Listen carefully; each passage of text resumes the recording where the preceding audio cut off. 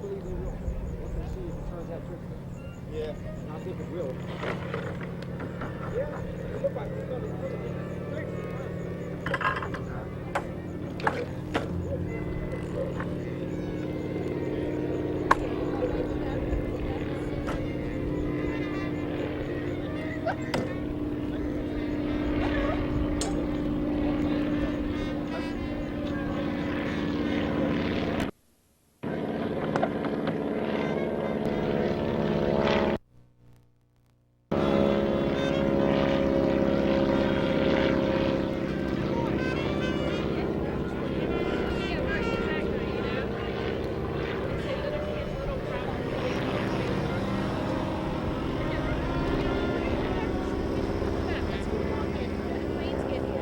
Okay, good morning everybody. Can you hear me out there pretty good?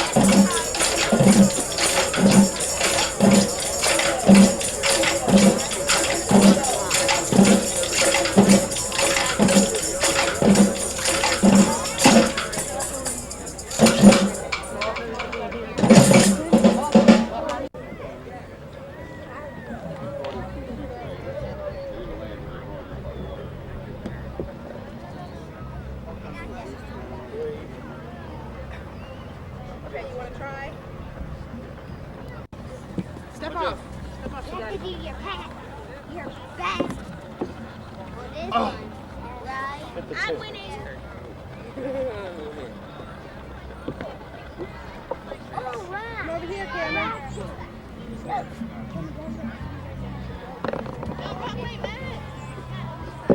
Come on, our turn is done. We're going to go to the next Cam, next hole, next hole.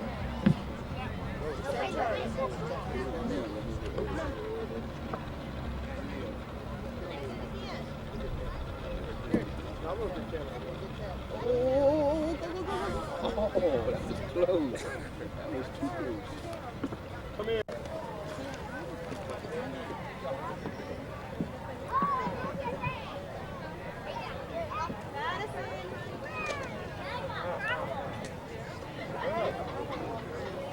Try it. Oh, all right. Okay. All right, one more. Great. Now you get the big prize. Interesting, we got to talk at 11 o'clock.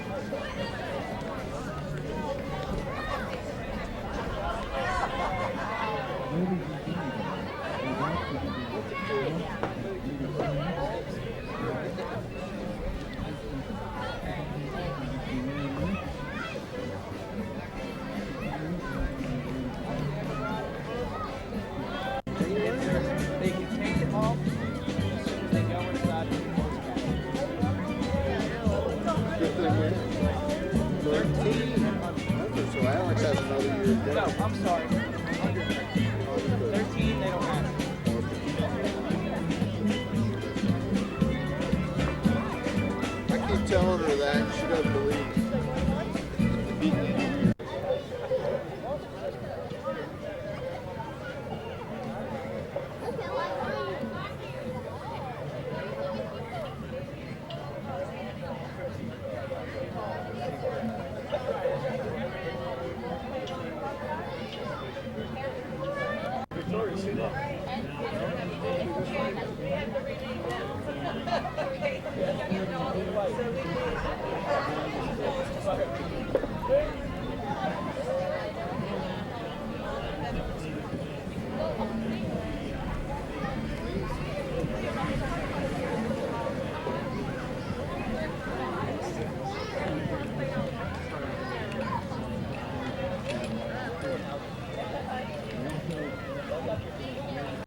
Anyway, does anybody know what a native plant is? Actually, I'm preaching a lot to the choir here, so there ought to be about 6 or 8 hands go up right away.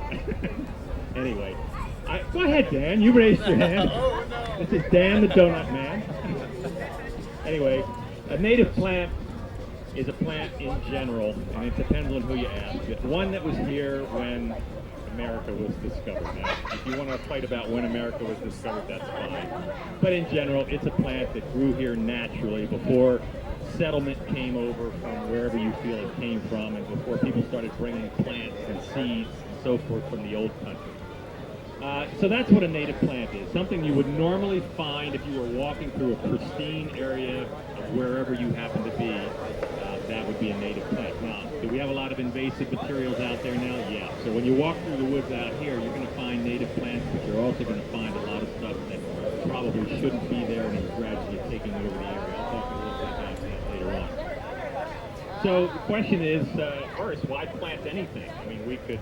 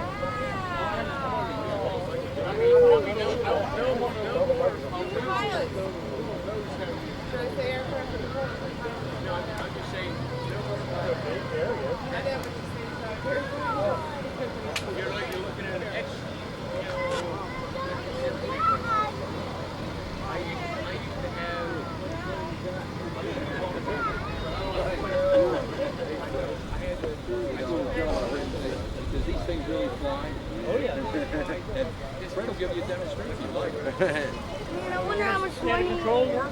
You see how the controls work? I'm gonna say yeah.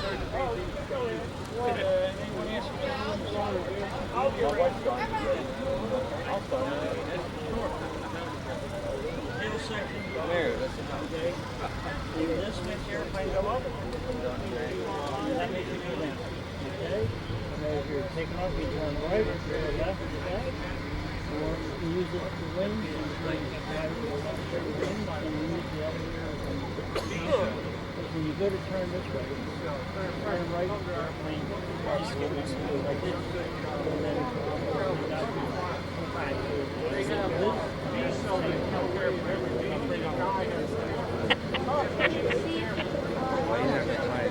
they all fly.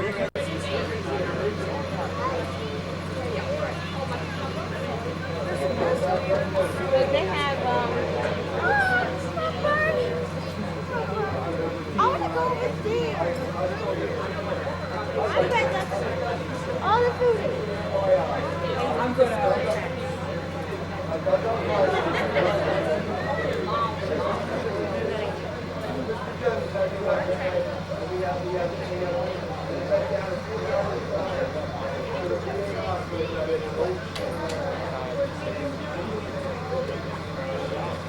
They could pay for airplane time. I only know a couple. They hire me.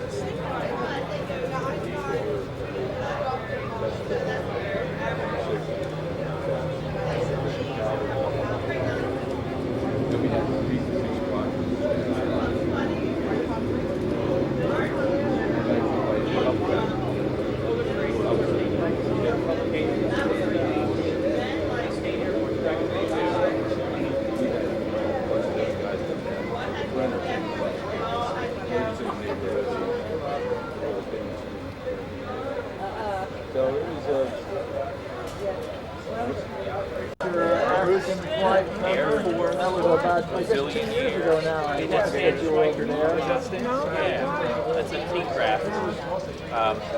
Yeah, that's about the size of the sheet.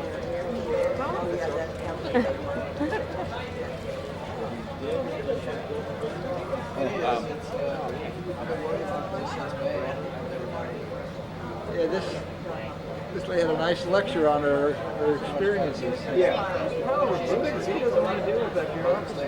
He could fire her. He was more successful because he wasn't. Well, it's aluminum. In 81, that's like a left side story. Like when to apply pressure.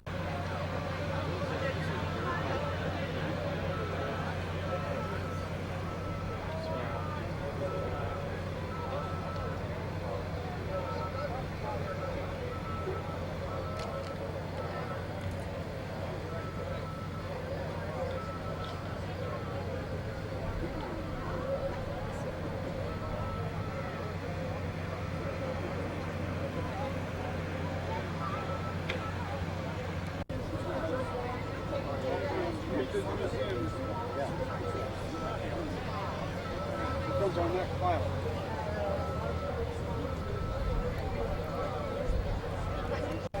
Things that are, possibly not happening. So, things are functioning very well. We're all very pleased with the way things are going.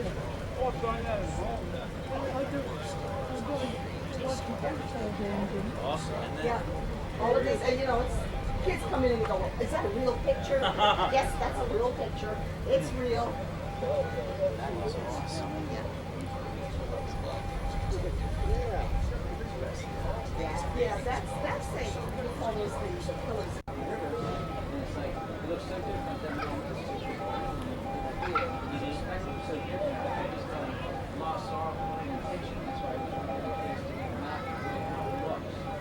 Yeah, and you can contact USGA.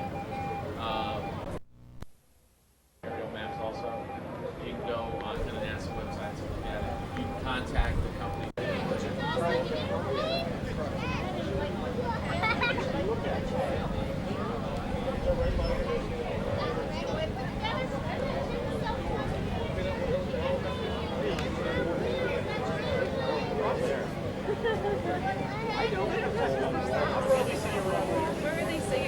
It was something about. Do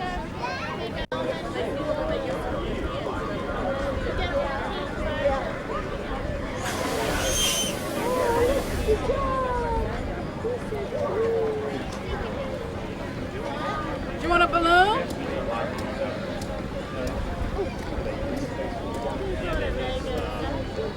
You want to sign up for the Lego competition? Really, take them. Oh, okay. I heard him. I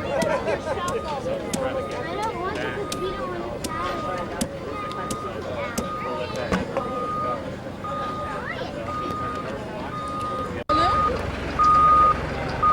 Here. You want mommy tied on your hand so don't fly away? You want one? Also having a Lego competition. Today.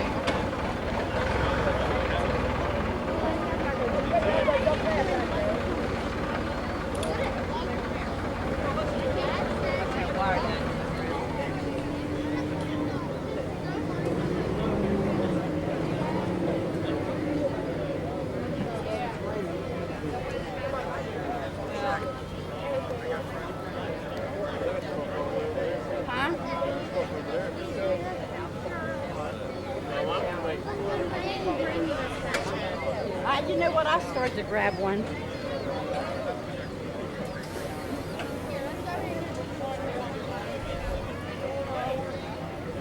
You yell at me when I walk in. I'll walk down to the.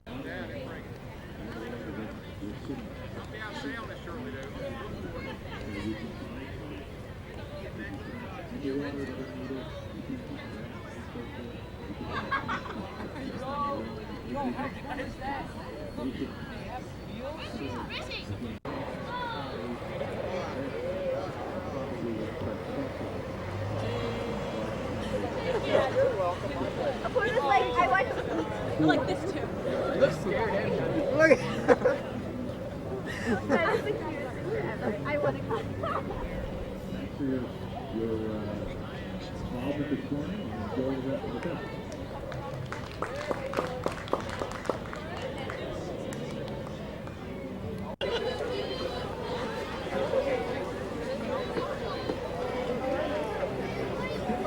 Yeah, yes, they are.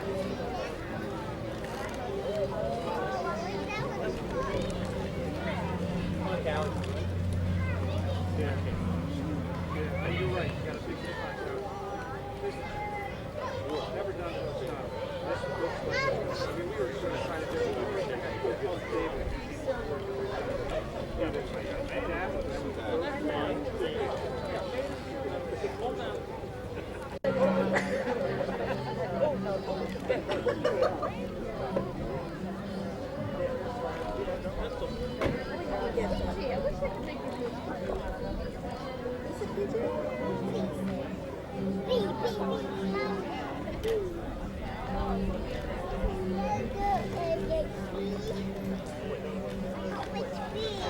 You know who it's be?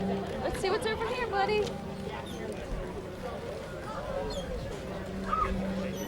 I looked into all the branches. One thing to do before you make the final. All the branches. He wants to do marine biology. Coast Guard's probably got the best one. I don't know if Air Force has anything. Vickers. I know one of your recruiters. Huh? I know one of your recruiters. The other Coast Guard. They have something to that extent. That's 20. They start to low rounds, MST primarily land-based. There's only 2 boats that go. I know like walking in front of this. They're not. They're,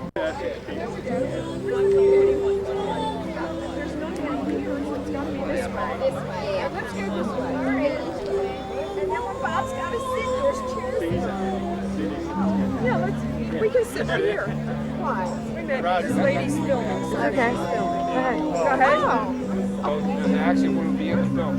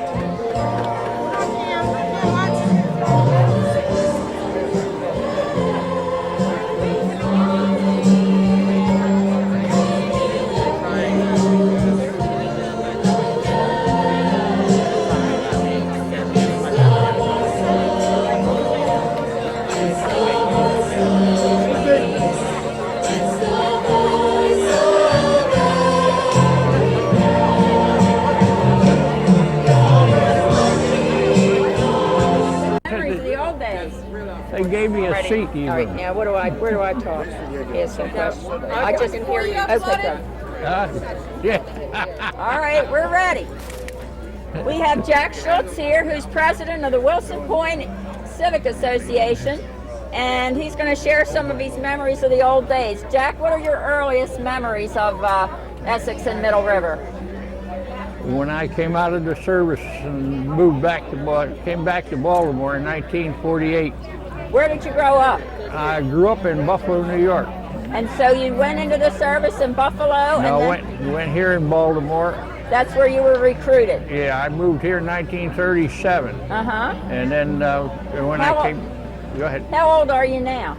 I'll be 77. Okay, so you moved to Baltimore in 1937. What was it like here? What were the roads like and the population and the houses? Well, I used to come down Wilson Point. My father and my uncle and Doc Conley used to go down to see Mr. Wetzelberger down the end of the road, and I'd go down with him. I was only about 10 years old, and it was dirt roads down there then, no lights, just dirt roads. And I used to play with young Bill Wetzelberger, and I would play with together. Did you have a house down there? No, we didn't. I didn't move down here in 1963. Okay, but when you were a boy, though, you came down to swim and fish? Oh yeah, we bought a house in Middleborough in 1949. And that's back when Stein's was still there. Stein's was what? It was Stein's Hotel was there. Hotel and restaurant? Yeah, and it was there, and they had a big tower where you could jump off into the water and everything. Wow. What was the water like back in those days? It was clean and nice back in them days. What kind of boats did you have? I didn't have any boats. Mostly, though, out on the river were rowboats? Yeah. And work boats, were they still crabbing? And they were doing a lot of crabbing back then and getting plenty of crabs. Yeah. We used to crab and fish off the pier. I lived on St. George Road, 333 St. George Road, and we'd fish off the pier, and we'd catch pike, we'd catch trout, we'd catch yellowfish, yellow perch, white perch. So when you moved down full time, what year was that? That was in '49 when we moved in Middleborough full time. And then you moved to Wilson Point in 1963. So the heyday of Martin Airport was already past. Yeah. How was it during the days when I worked at Martin's in 1944. Okay. And made 75 cents an hour at Plant 2. What were you doing? I was in tool room machine shop. Okay. What was it like with so many thousands of people working at Martin's? Well, you had a job to do, and this is what you did. And I tried. I was 16 years old, and I didn't want to be there. I wanted to be. All my friends were going into service, and I wanted to be in. But every time I'd put in for it, they'd give me a deferment. And I finally found out the only way that you could get out was to get fired. Oh my goodness. So I got fired. You did? Yeah. What did you do, Jack? I was working on a grinder, and twice I brought it down and I broke the stones in the grinder, and they fired me the second time. What was the traffic like getting back and forth to Martin's? It was bumper to bumper. That's what we've heard. Yes, it was bumper to bumper in there. And on Wilson Point Road, they used to have bunkers on Wilson Point Road by the airport. And over by Plant 2, it was all camouflage net. And I think it was in 43 or end of 43 when the snow hit that the camouflage net came down. It collapsed on top of all the cars, right? Yeah, is what it did. Yeah. Were there actually guards at Middle River Bridge? Oh, yeah. So they'd have to check you before you were allowed to cross Middle River Bridge? You had military all along the road and everything, is what you did. And then you moved and you built a house at Wilson Point? No, we bought a house after we moved from St. George Road, we bought a house on Pelser Avenue off of Old Eastern Avenue. Okay. And we stayed there a while and then sold it, and we bought the house in Wilson Point in 1963. So you became a civic activist after you retired? Yes. And now you're president of Wilson Point? I'm president of Wilson Point. What do you think of the changes to the community? Some are good, some are bad. Right. You still look at the old times and what it brought. And but it needed changes. I mean, I was told about 5 years ago that within the next 10 years, the place to live will be in the Essex Middle River area, and it's coming to that. A certain man told me that, and he said the houses will be different and everything, and they are. Thank you, Jack. We appreciate it. Okay, thanks a lot. Okay.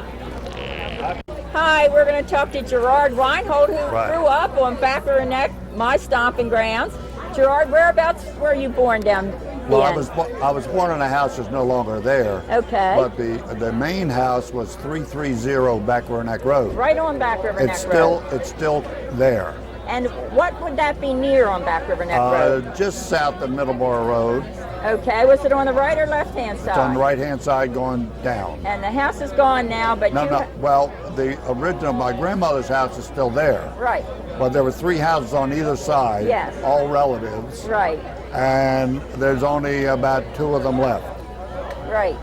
How old are you now, Gerard? I'll be 75 in December. Did you go to school in the area? No, I went to Mount Carmel School. Okay, well that parochial school is like 110 years old now. And we had to walk there. You had to walk to Mount Carmel. Right. It was a mile or so. You know, we didn't seem to mind it. What were the roads like back then? They weren't bad. They were just 2-lane, not very well marked. But they were safe enough because there weren't so many people. Yeah. And people, you knew everybody, so the people would pick you up.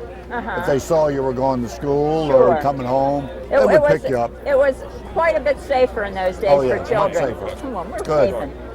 I'm sorry. All right, tell me about what you did for diversion and play. Mostly we spent a lot of time on the water or playing cowboys and Indians and that kind of thing. Where on the was water. the closest water that you were able to use? Well, it was Brown's Cove. Okay. Further down Back River Neck? No, just opposite where we lived. You went down Brown's Road to the cove down. Oh, I'm sorry, it was called Norman's Creek. That's right. Right. Norman's Creek. So Right. down the road, then you could go swim and You could fish. go anywhere, and as safe as anything. We all knew how to swim. Yeah. You got kind of lessons in swimming by getting thrown off the boat. Right. That was And your test. That was the test. Did you have a big group of childhood friends, a lot of brothers and sisters? Well, just two brothers and myself. But we had hundreds of cousins. We all lived in that one little enclave. What were some of your names that we might remember? The name was Matthew. Okay. Mattheu. Yes, and a lot of them went to Mount Carmel, Yes, as I remember. right. And then they also went to Back River School. Right. And was that the old Back River School? Yes, with the two-room two rooms class, right. Did you get to visit that school at all? Yes, as a matter of fact, when they were transferring into the new school, which was now the old school, right. A couple of guys and I helped to carry the books with Mr. Cole, who was the principal. He just kind of recruited kids from the neighborhood, even though we went to Catholic school. Yes. What were the bathroom facilities there? Well, there were outhouses at the old school. Did you bring your lunch? Well, I was going to call you. He's interviewing. Yes. Did you bring your lunch? Oh yes, you always had to bring a lunch. I'm sorry, I'm still running, but Yes. I didn't want to miss whatever's happening at noon. So all right, well we'll have just a couple. You'll be finished so with me. They used to bring their lunches to school. Right. Stay in the classroom all day, I guess. And then, well, you go out for recess and things like that. Right. And when did you move away? How old were you? Well, I was 19 or so when I moved away. Where'd you go to high school? I went to Calvert Hall downtown. Oh, good. My boys went to Calvert Hall too. Good. So anyway, when you go back down Back River Neck now, what do you think? Have you been there lately? Yeah, I go every now and then, but you get to see some of the new homes on the waterfront? Yes, it's very impressive. Good. Yeah. I'm surprised it took them so long to do this. Well, we're happy to talk to you, and please come back and visit us down the neck anytime. Thank you. Thank you, Jackie. Okay.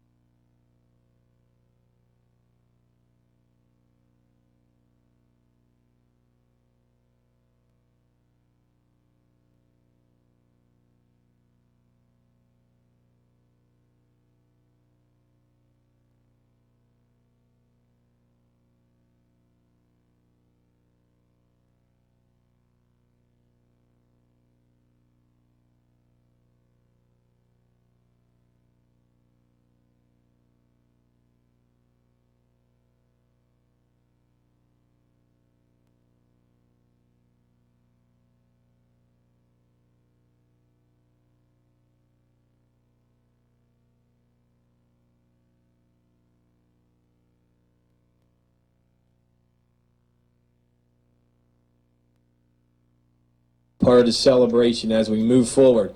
But it's also to highlight our waterways and such valuable resources we have here.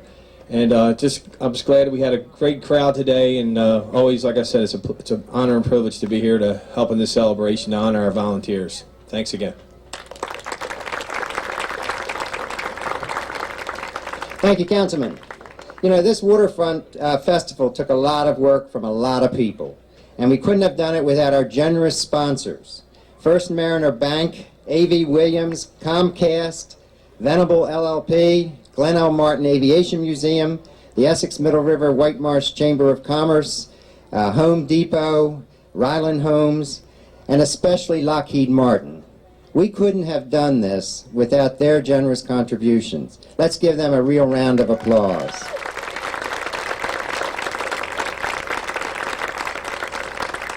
And I'd also like to especially thank the Baltimore County Marine Trades Association for their leadership in organizing this wonderful festival and in hosting the boat show and just adding so much to our ability to have this celebration.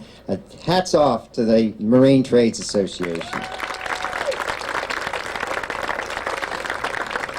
Now, you've seen all the exhibits. I mean, the Department of Environmental Protection Resource Management have pulled out all the stops. They have a great exhibit over there, and they have a 9-hole putt-putt golf course, so make sure that you try your skill.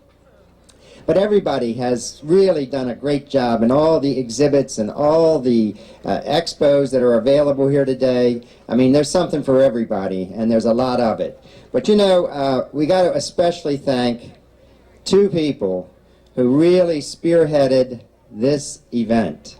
And without them, it would not have happened.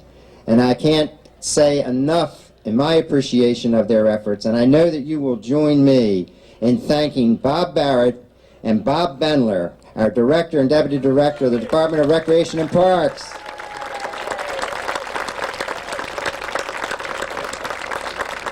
They led the team of volunteers and county employees that organized this waterfront festival. They put in a lot of time, and I think that, you know, the results speak for themselves. You know, thanks to Bob and Bob, and kudos for a job so well done. You know, many of you have already picked up your beautiful commemorative festival poster. You know, these posters are reproductions of that fantastic painting you see right there. It was done by Baltimore County's own Patapsco Senior High grad, Chelsea Geiger. And I don't know if her parents are here, but if they are, raise your hands. But if they're not, they're here? Okay, well, there they are, right back there.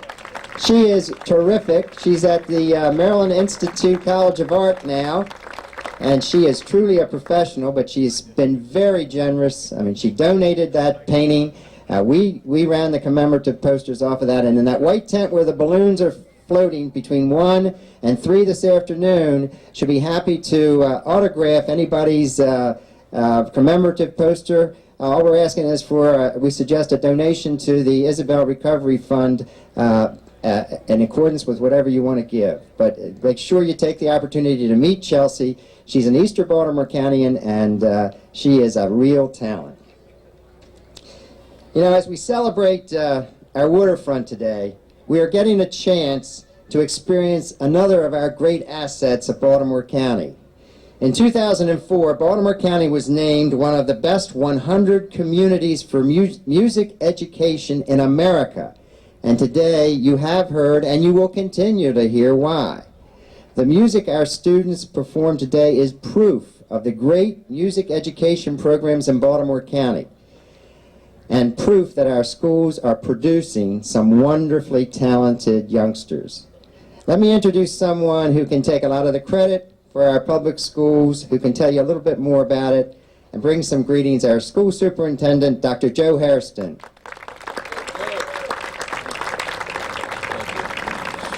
Thank you, and good morning, ladies and gentlemen. It is certainly my pleasure to represent the 12-member Board of Education of Baltimore County. And it is also my honor and privilege to be here in support of our county executive, Jim Smith. It was not an effort at all for us to make a contribution in terms of support by having our schools participate in this event, simply because our schools represent the community itself. We have 13 schools on the east side that are here in this festival today of the 163 schools. We're the 23rd largest school system in America. And when you could be ranked amongst the top 100 school systems in America with one of the finest music programs, I think that's something that we could all be proud of.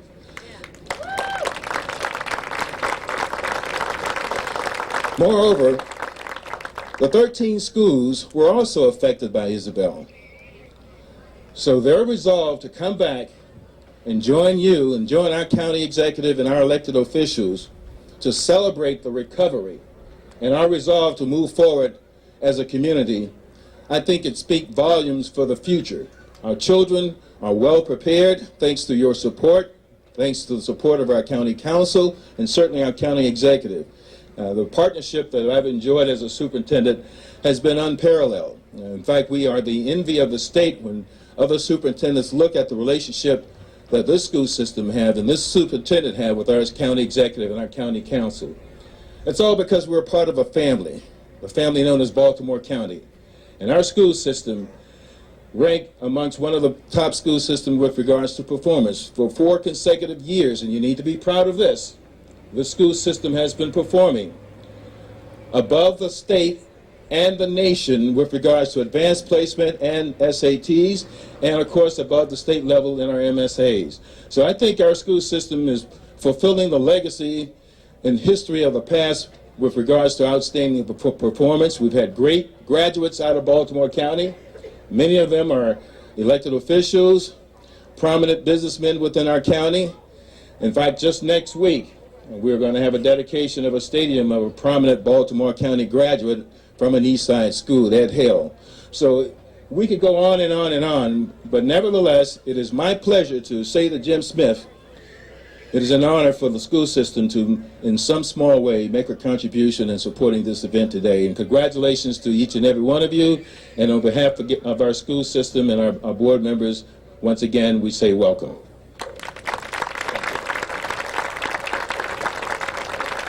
Thank you, Dr. Hairston. We've been joined by another delegate, Rick Impalario.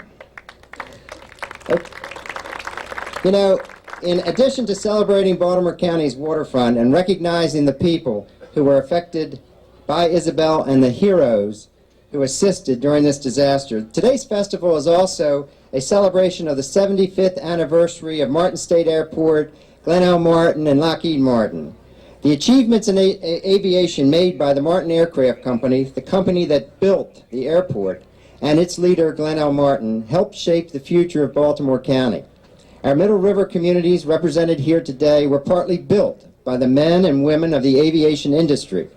We thank these workers for their dedication, hard work, and their many contributions to the successful growth of Maryland's aviation industries and to our neighborhoods. Congratulations on your 75th.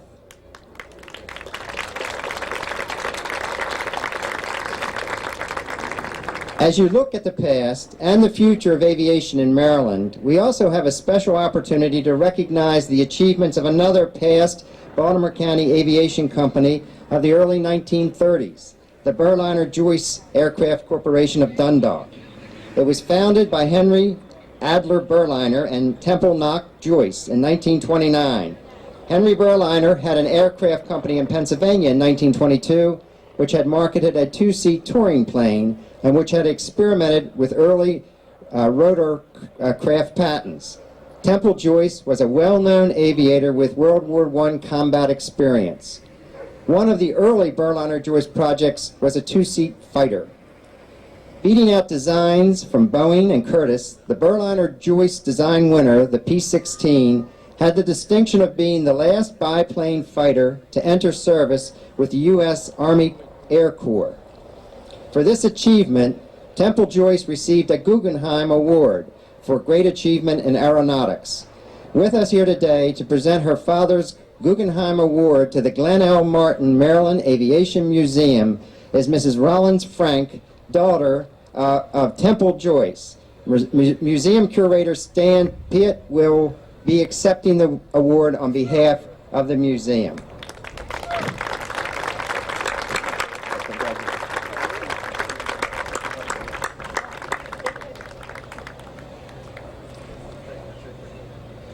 Do you want to say anything? Okay.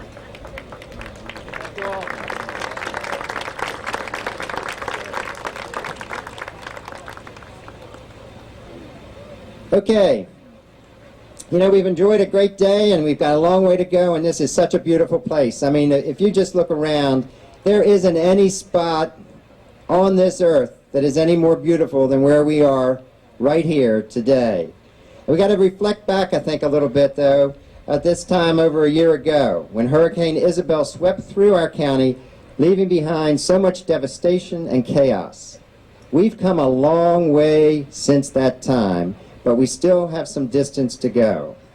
This is our opportunity, 1 year post-Isabel, to honor all those in the community and in county government who helped us come back. Our recovery would not have been possible without you.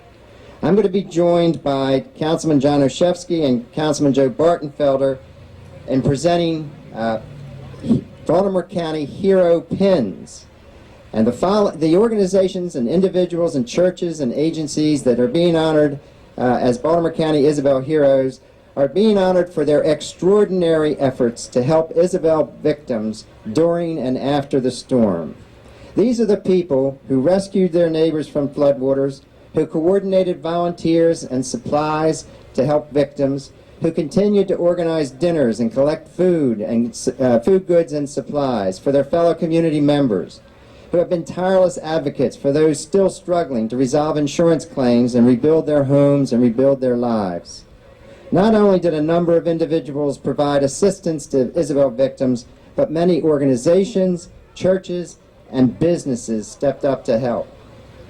Churches provided food, water, supplies, and money, but most of all, spiritual comfort to those in need.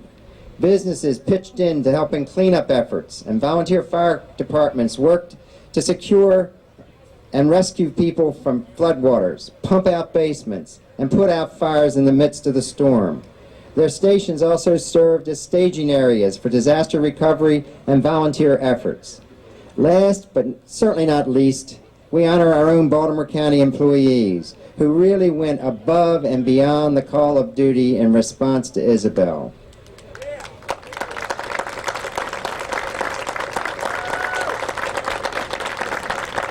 You may not have heard this, but the Federal Emergency Management Agency has called Baltimore County the poster child for disaster response.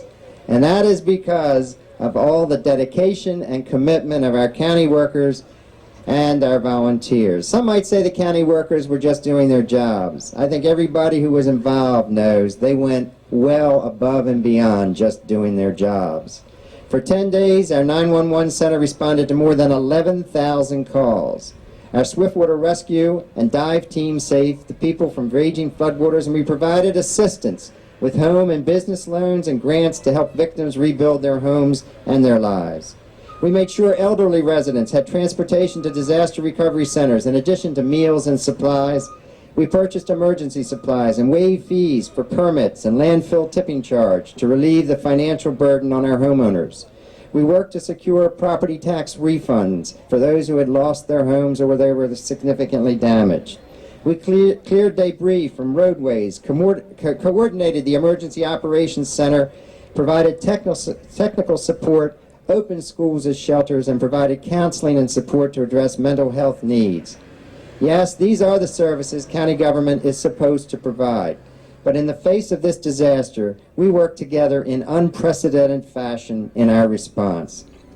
We are really proud to honor our Baltimore County heroes. And I'm going to call Bob Barrett up here, and he's going to take over calling the names. And then Councilman Bartenfelder and Olszewski and I are going to present the certificates and the hero pins to the recipients. Bob?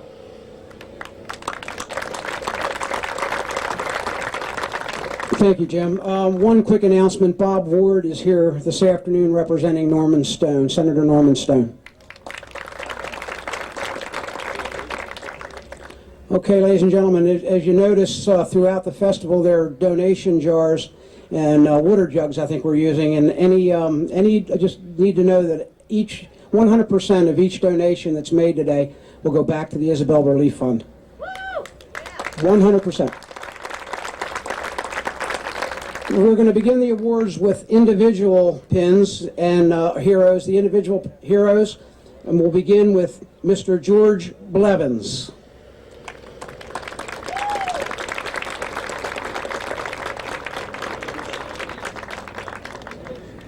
Dottie Capel.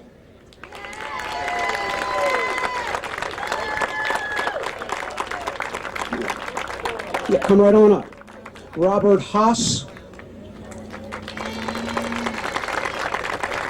Aaron Bowling. And Bernard Fegley.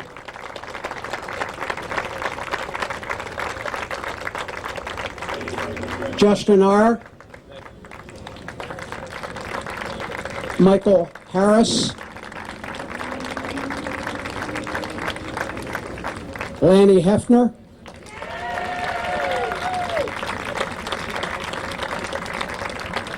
Debbie and Don Heisen. Steve Castrone.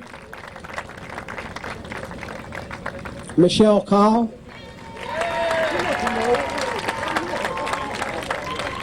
Steve Larson. Alice Mason.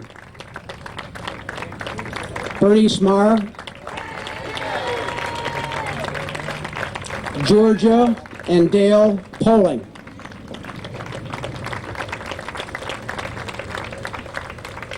The Schuckarts. Bruce, Gary, and Jason Schuchart.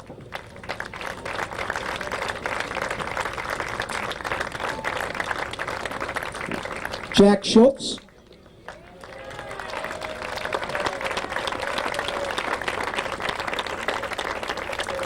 Courtney Speed.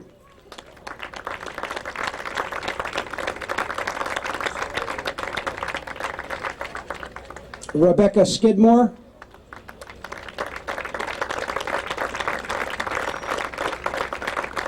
Mike Viverito.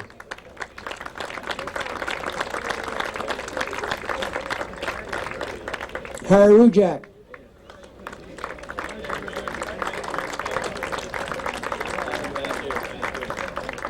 Richard Yarborough. Roger Schaefer. William Brookline. And Thomas and Stephanie Kelly.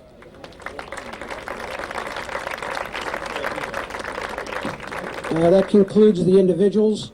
The next hero awards will go to our organizational hero awards, the organizations, for citations and pins.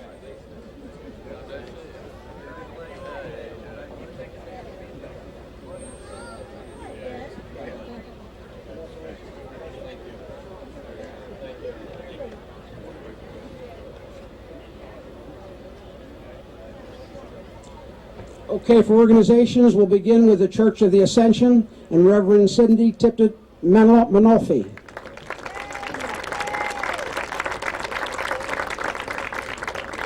BJ's Wholesale Club, Judy Surensitz.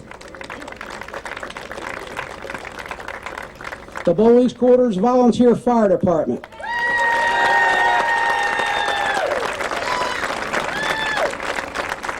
Assistance Captain Mike King. Max King, I'm sorry, Max King. The Dundalk Chamber of Commerce, Dick McGilton.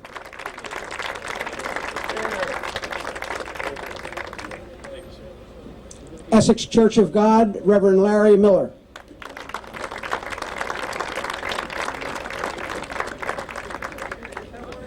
Essex Middle River, White Marsh Chamber of Commerce, Bob Page.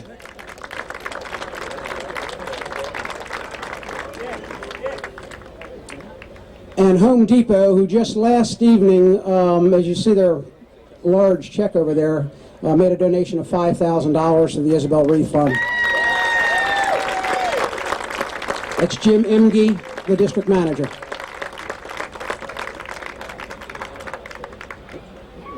Kmart, Clark Miller, the district manager.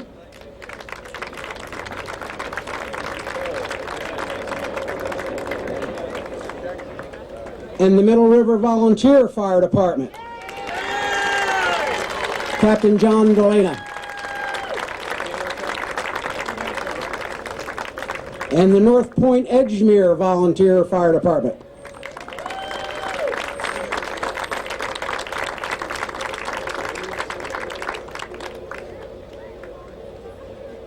St. Matthew's Lutheran Church, Pastor John Kolzinski. Target Stores, Earl O'Brien, the White Marsh store manager. True Value Hardware, Ken Hoffman, store manager. And the Walmart stores, Jim Hayes, store manager.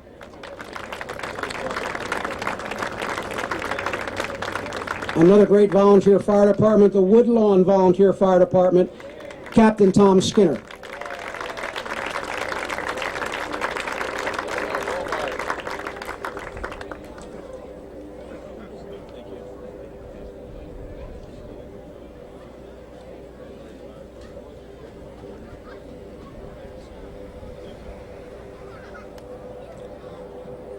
That concludes our organizations, and now the government agencies for citation and pins, beginning with the Baltimore County Department of Aging, Betty Evans.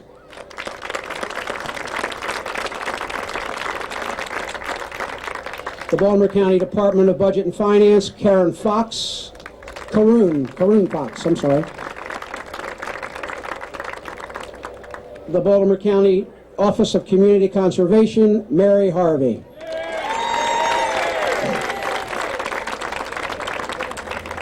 The Baltimore County Department of Economic Development, David Iannucci.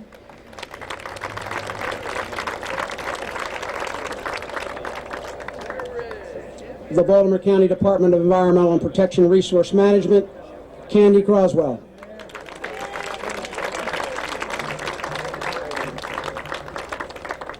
The Baltimore County Fire Department, Chief John Homan.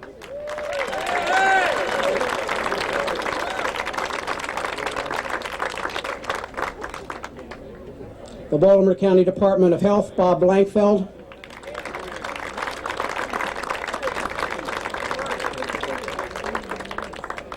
The Baltimore County Office of Information and Technology.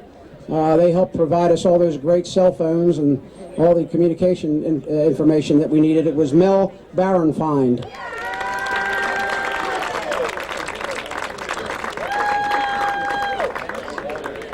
The Baltimore County Department of Mental Health Outreach Team, Tina Stokes.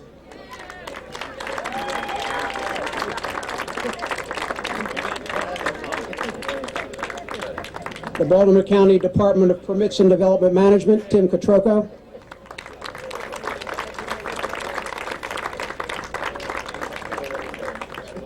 Baltimore County Police Department Officer Sean McElfish.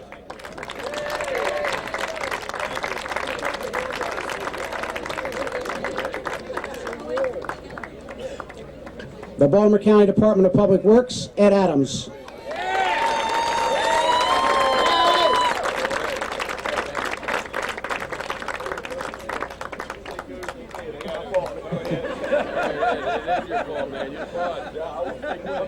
The Baltimore County Department of Recreation and Parks, John Shank.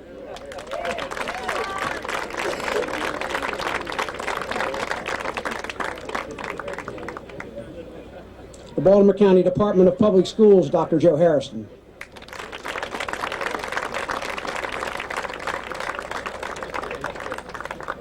Our Sheriff's Department of Baltimore County, William Roberts.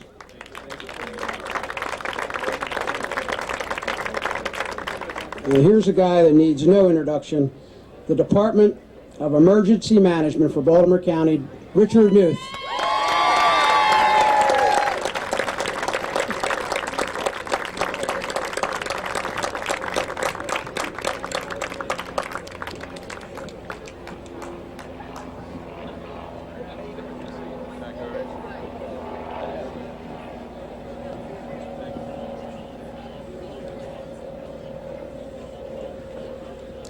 County Executive Jim Smith.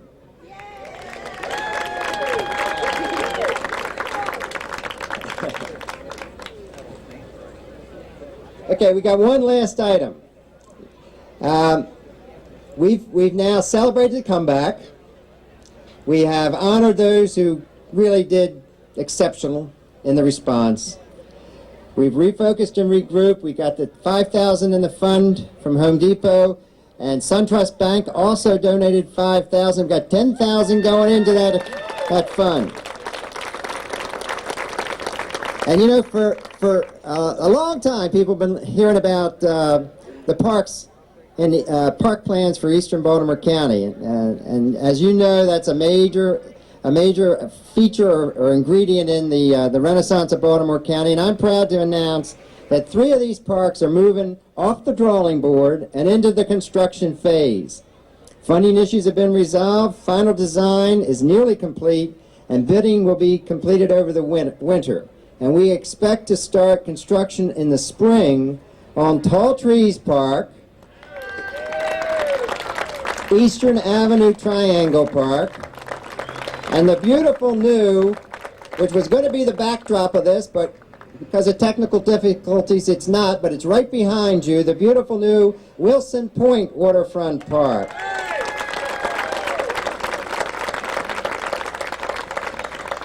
I hope everybody comes back next year or next spring for the ribbon cutting and the grand opening.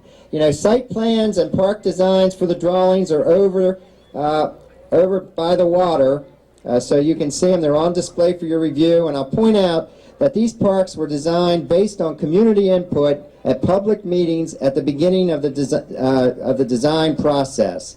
I want to thank everybody for having the faith to realize that we weren't going to get wet on land out here, for coming out, for celebrating, for sharing, and for honoring. And now I'm going to ask Bob Barrett, the Director of Rec and Parks, and Councilman Oshevsky and Councilman Bartenfelder to join me over at that dirt pile, and we'll do a ceremonial groundbreaking for the 3 parks that are going to be underway and with construction coming this spring. Please stay, have a great time. Make sure Chelsea signs your commemorative poster. Eat lots of Eastern Baltimore County food, visit the boat show, and stay for the tremendous fireworks display over the water that's going to happen just after dusk. So have fun. Thanks for being here, and we'll see you over at the dirt pile.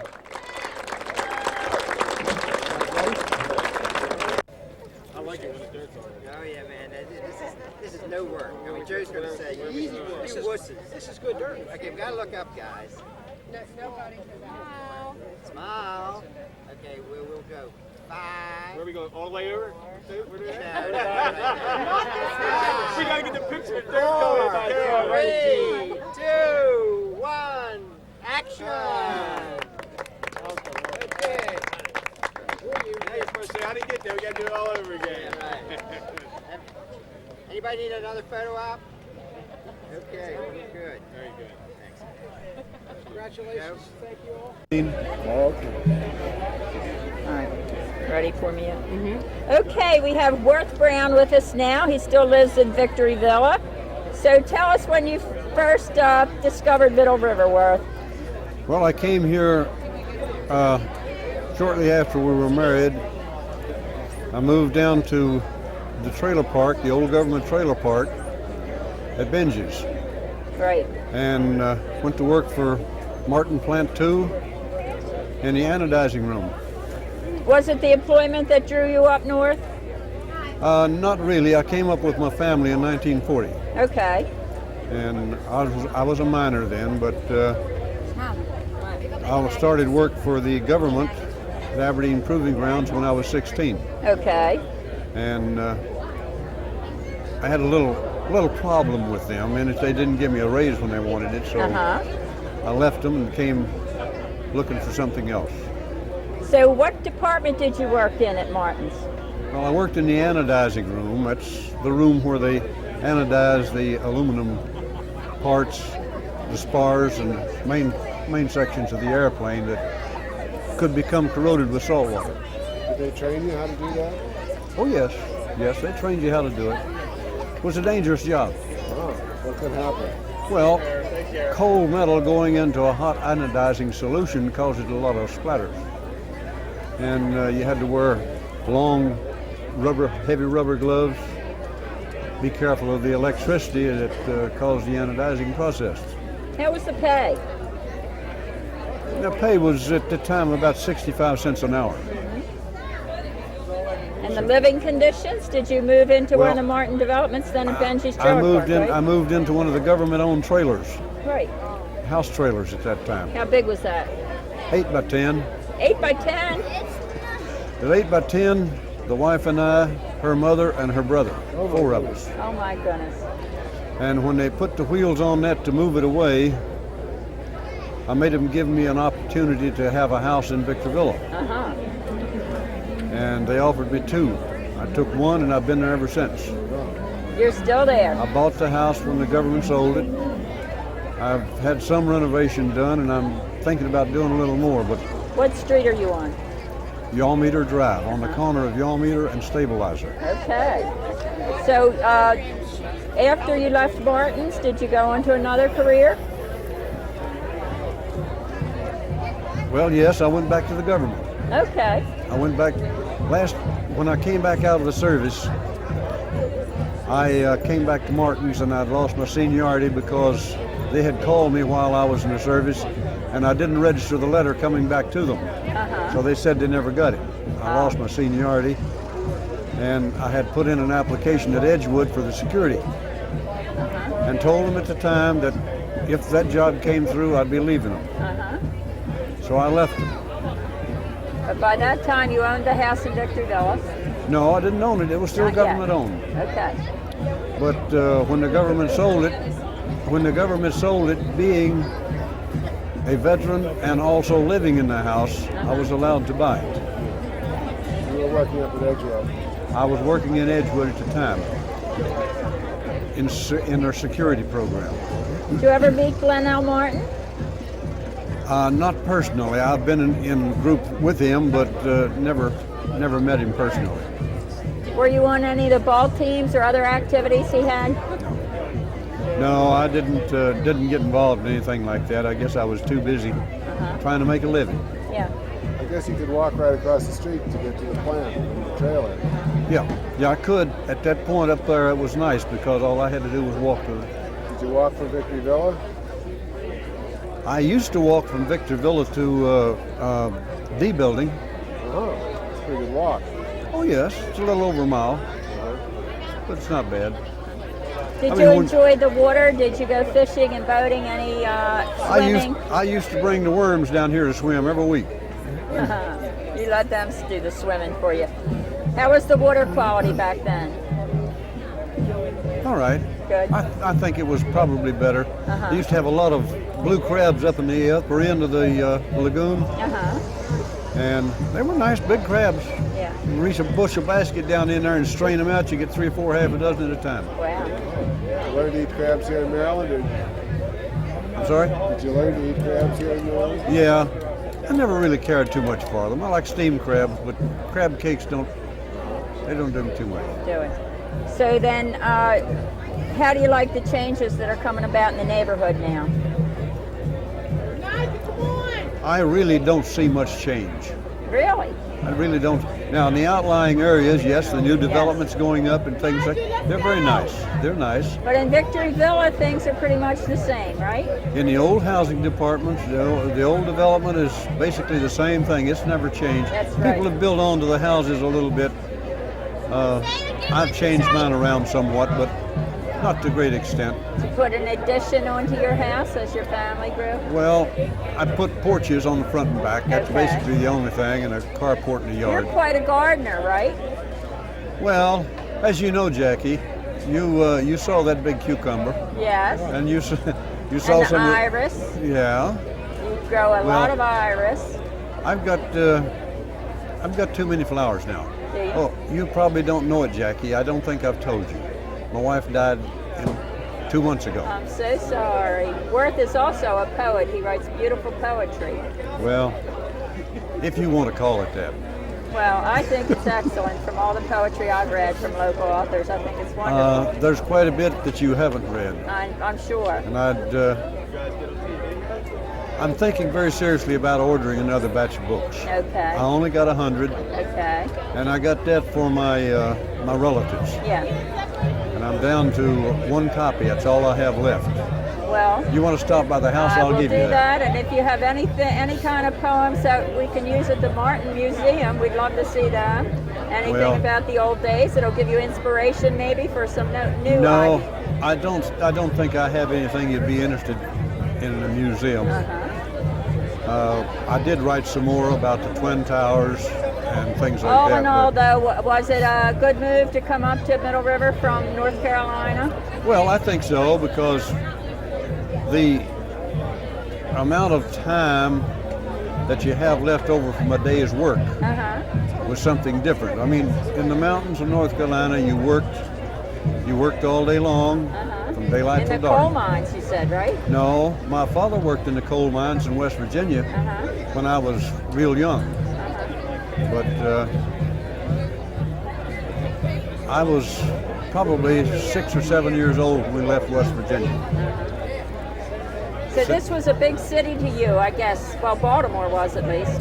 Yeah, my brother was driving a truck when we came up, and police stopped him coming through Baltimore for going the wrong way on a one-way street. Wasn't used to 2 lanes. Well, he told the police he's only going one way. I'll remember that one. Worth, thank you so much for sharing your memories. Been with nice us. talking with you, Jay. You too. I'll talk with you later. Okay. After my husband was deceased in '68. Okay. Tell me about your family. Did anybody work at Martin's or work in local businesses around here? No one worked in local businesses. No. So you all went out of the area to find employment? Yes. How was the community at that point? Was it pretty unpopulated when you moved down, when you were young? Well, when I moved down, not everyone lived the year round. Right, a lot of shore homes. A lot of shore homes down here. Yeah. And were you one of the few that lived year round down here? Well, yes. So in the winter time, what was it like? Well, it was just the same as it is now, cold. But not as many people. That's right. Oh, sorry. How about the condition of the water and the did water you enjoy was so the fishing clear. and the crabbing? Oh yes, the crabbing was wonderful. In fact, my 3 sons, I would set them on the pier in little rocking chairs to catch sunnies, and they would knock them in the head and throw them in the crab pots to feed the crabs. So we had all the crabs we that wanted. That was really recycling. You catch the fish and then use them for crab bait. Yes. Did you steam the crabs, make crab soup? Oh, all that, yes. Fishing and crabbing was How excellent. often would you say you ate something that you caught from the pier? During the summertime, every week. Did you have any special secrets for preparing the crab or anything special that your family passed down to you as far as ways to prepare the seafood? Well, the soft crabs, we did it very simply. We didn't deep fry it. We sauteed it. Right. And bacon. Right. No deep frying, no batter, right? No. It was simply sauteing with some margarine or oil and salt and pepper? That's all. That was it? Yeah. Did you clean the soft crabs? Oh, yes. That was done the same way it is today, I assume? Yes. How about crab soup? Did you make crab soup? I made crab soup, and I did crabbing on the trout lines. We would go out and put a trout line out. The night before, we would put eels all in the crab line. Salted eels. Because they held up better, right? That's right. And we'd go over the crab line and catch the crabs and bring What them kind in. of boat did you use for that? Just a wooden rowboat? A wooden rowboat. That was our favorite means of water transportation. That's in right. the old days. Rowed out, too. We didn't have a motor. Yes. Did you have any of your family went to the local schools? My oldest son graduated from Kenwood, and my middle son graduated from Eastern Votech. He was in the first graduating class of Eastern Votech. Did they all enjoy the waterfront growing up?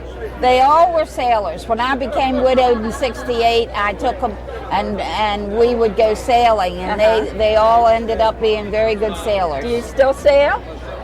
We still have a sailboat, yes, we do. And you're I belong to Glenmar Sailing Association. Wonderful. And I used to race every Wednesday night on Middle River. Well, I was for 20 years on the race committee. Well, I watch that every Wednesday night, and it's a beautiful sight to see you all going out on the waterfront. Any other outstanding memories of your years on Middle River? Well, it's just been a secret that's out now, I'm afraid. You got it.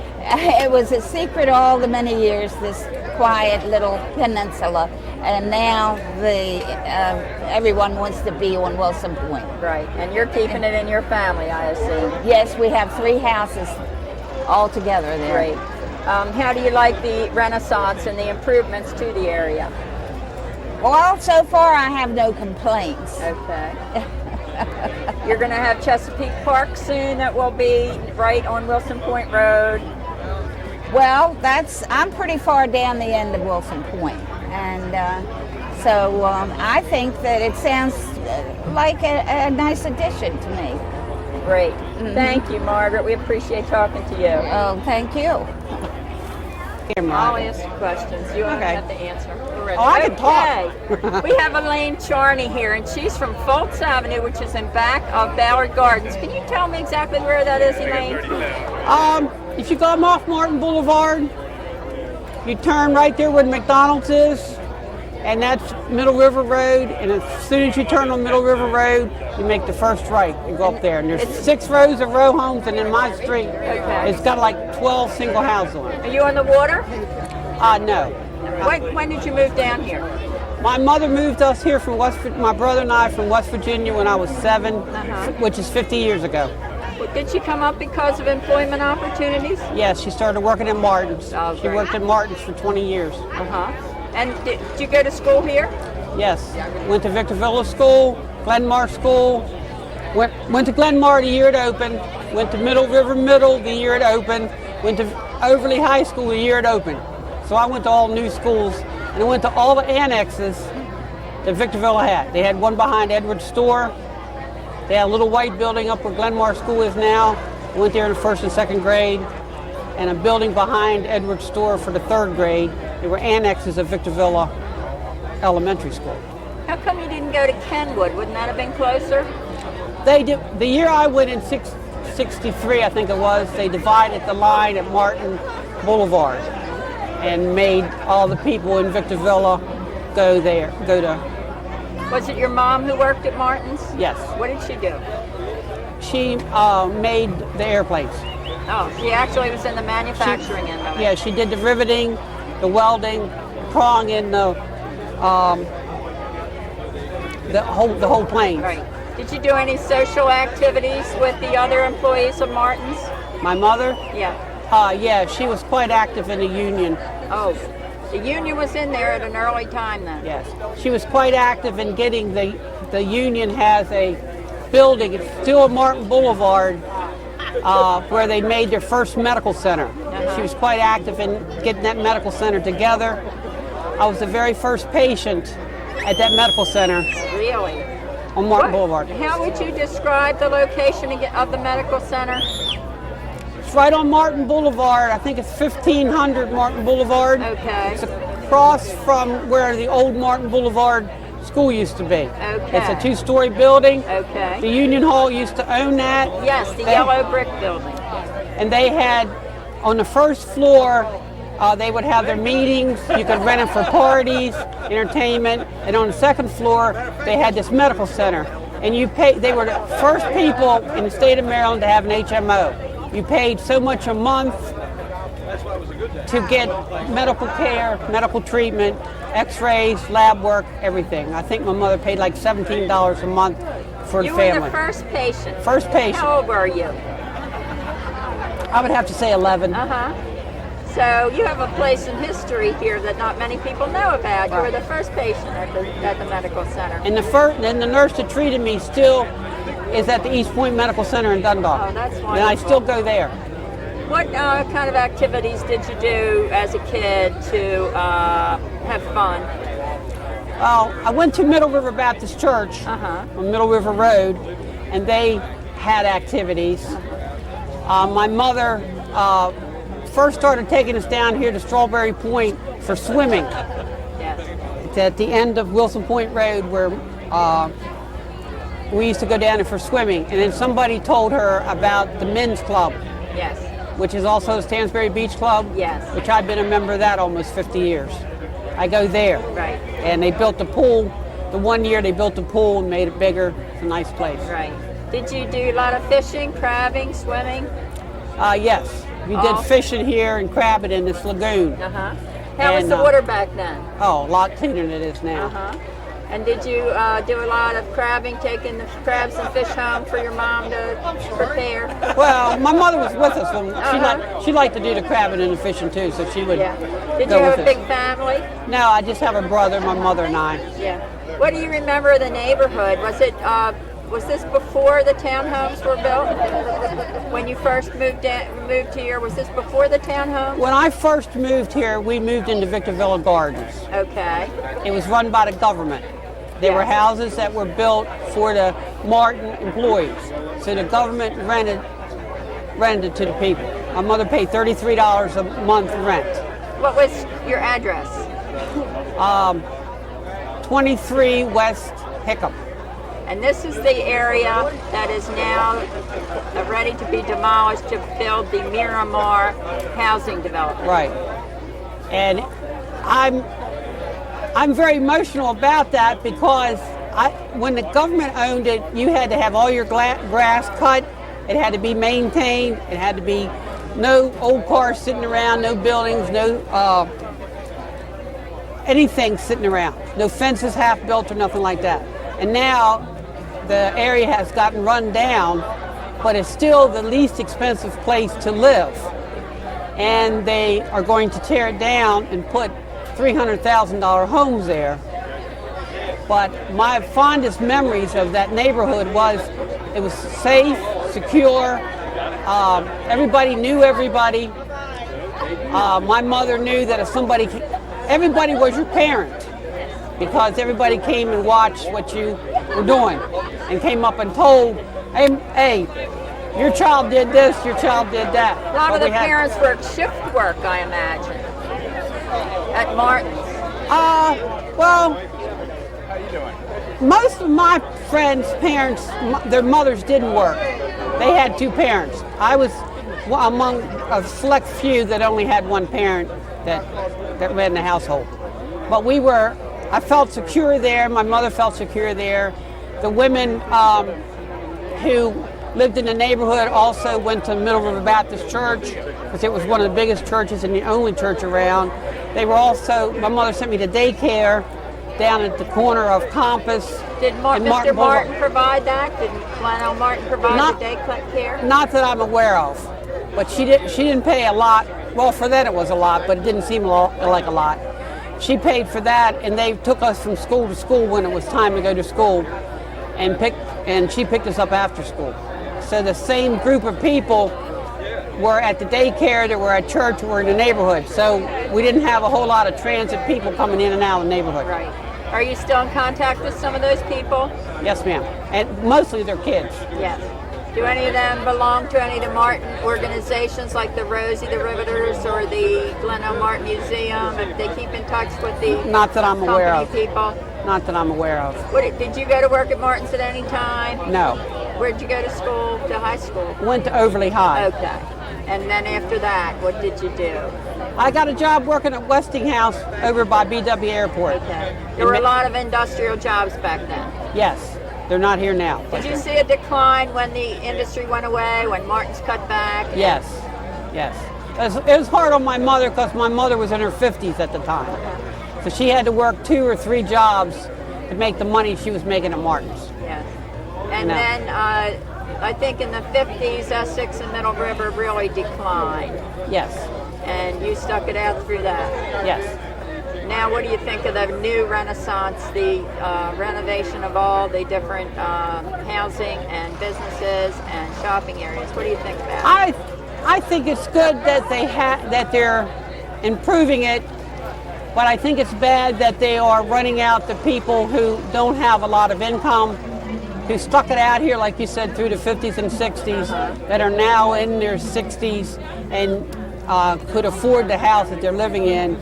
They're tearing those houses down and making them to go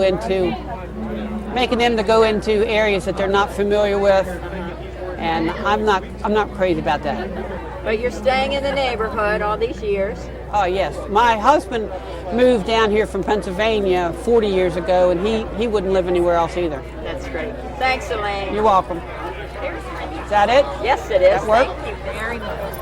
Oh, I'm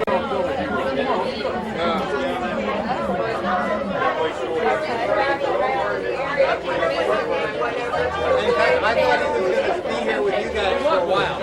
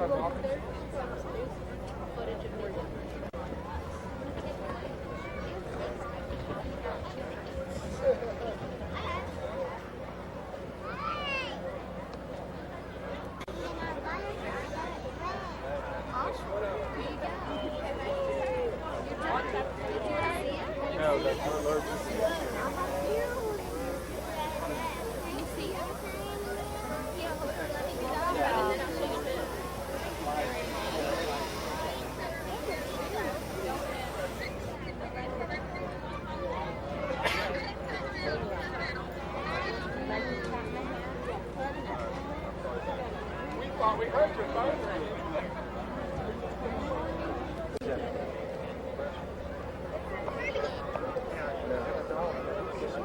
He is? What's his name, Chris who?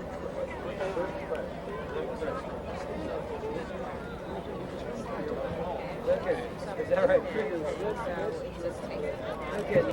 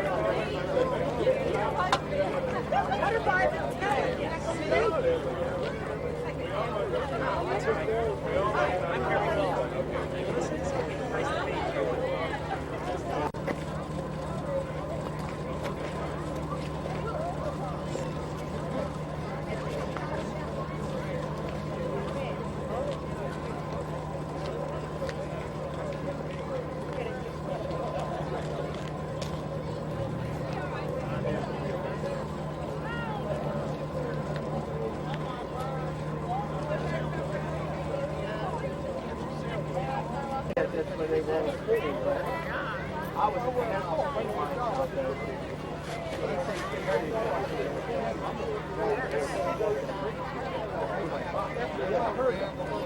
Steady, man. And I'm like, I gotta get up there. So when I left, I grabbed the cameras and ran up. I'm thinking, what, 20 minutes? Half an hour for the bike. Yeah, and I stood here for another 30 to 40 watching everybody go by.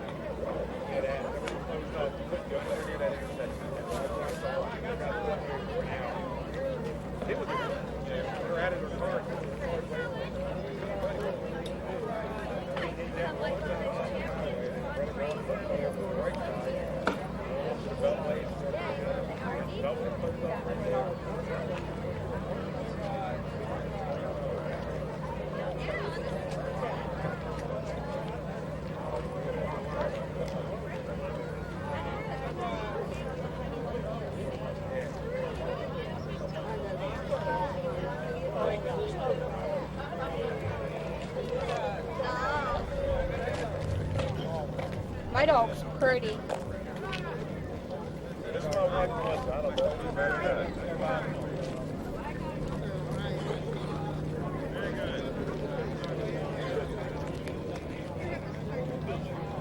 It's gone. Boat's gone.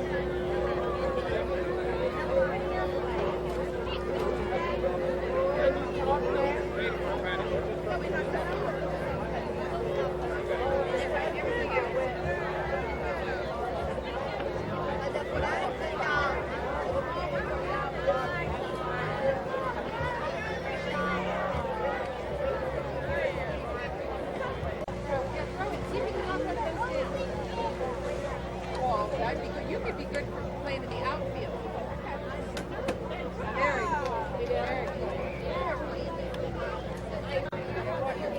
It's okay.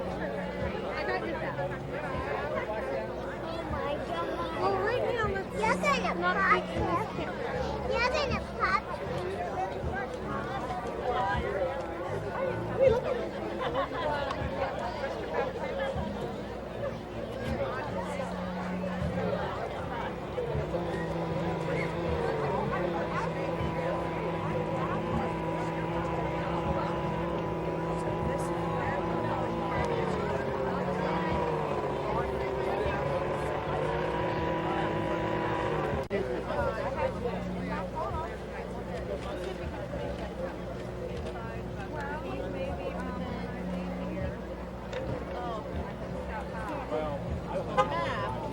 I just got to figure out my game plan here.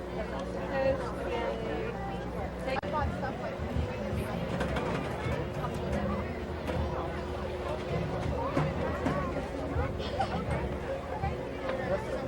yeah, it's got a lot of great information. Oh, I'm sorry. And she wanted to try to pass them along. You want to know the hurricane names for the next 3 years they're in there.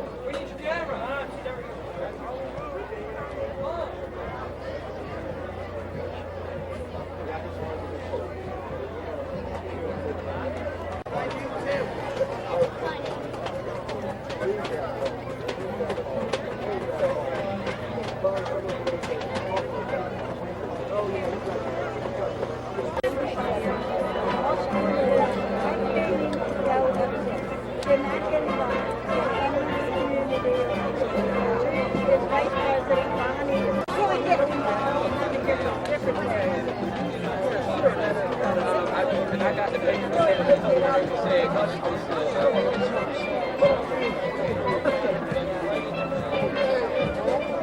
of all, Dan, this is about